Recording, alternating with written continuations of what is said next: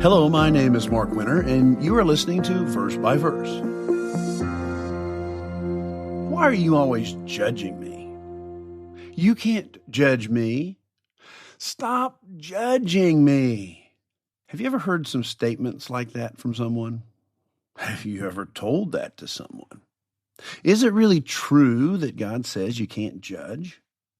Well, the verse that's being referred to is none other than the words of Jesus Christ in his Sermon on the Mount, specifically Matthew 7 and verse 1, that tells us, "Judge not, that you be not judged."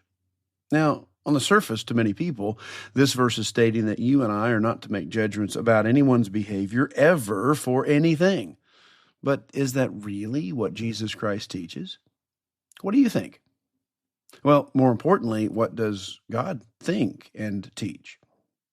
In Ephesians 5, verses 15 through 17, God shares that we are to walk circumspectly, not as fools, but as wise. We are to, it says there, understand what the will of the Lord is. Okay, well, maybe God doesn't want us making judgments. But wait, what about what God says in John 7 and verse 24? Because he tells us there, do not judge according to appearance, but judge with righteous judgment. Well, now, does Jesus Christ contradict himself? Does he say in one place, don't judge, and in another, judge? Boy, this could certainly seem confusing, but it doesn't need to be. You see, the short answer to whether or not God contradicts himself is a resounding no.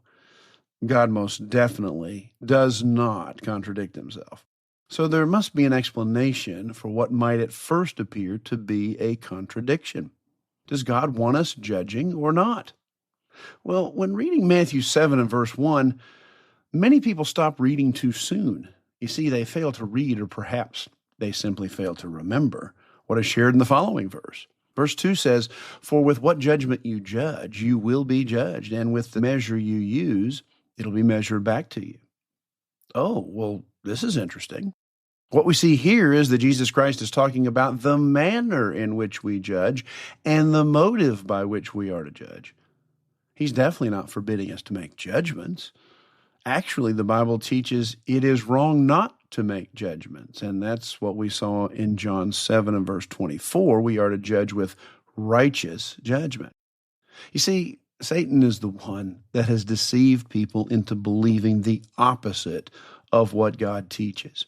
And frankly, that should not surprise us. I mean, after all, he was quite successful in the Garden of Eden with Adam and Eve when God told them that they would die if they ate of the tree of the knowledge of good and evil. But of course, Satan told them just the opposite when he said, "Why, you will surely not die." You know, the last thing Satan wants you and me to do is pay attention to what God really is saying. If you were to continue reading in Matthew 7, here's what verses 3 through 5 share. "Why do you look at the speck in your brother's eye, but do not consider the plank in your own eye? Or how can you say to your brother, 'Let me remove the speck out of your eye,' and look, a plank is in your own eye? Hypocrite!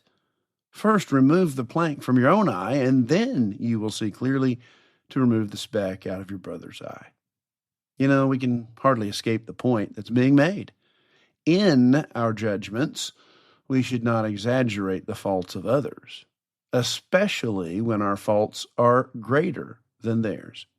Doing this demonstrates our own pride and vanity, the exalting of self over others. So the point being made is not that we cannot judge someone's behavior. It is that we are to understand how we are to make a judgment. We are to make righteous judgment.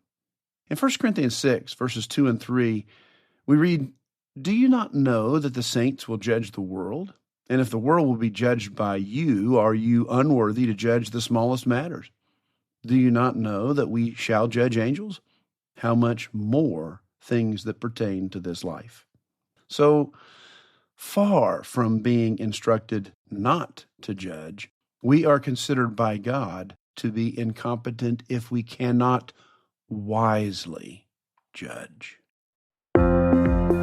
Verse by Verse is a Life, Hope, and Truth podcast. Check out the show notes to find more free content, like videos, articles, and booklets in our Learning Center.